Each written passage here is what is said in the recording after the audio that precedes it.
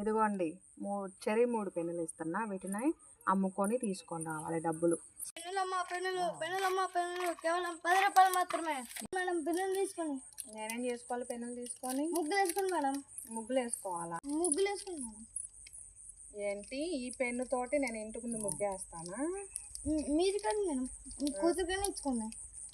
మా కూతురికి ఏం చేయాలి? మా కూతురికి పెళ్ళి అయిపోయి వెళ్ళిపోయింది. బుక్ మీద వేసుకోండి మేడం. బుక్ మీద? సరే ఇచ్చేయండి.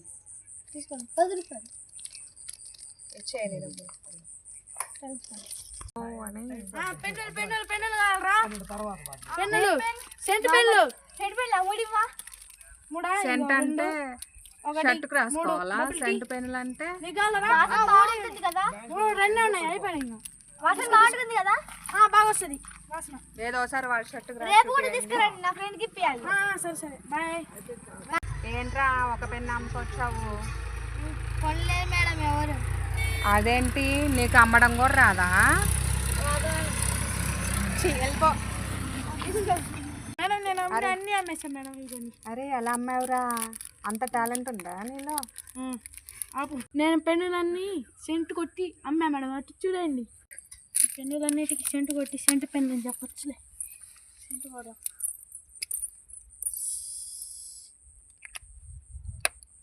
అలా అమ్మాను మేడం నేను. Very good. సరే సరే madam. Keep it up my boy. వాడికి కూడా నేర్పిస్తాలే మేడం ఎట్టమ్మాలి.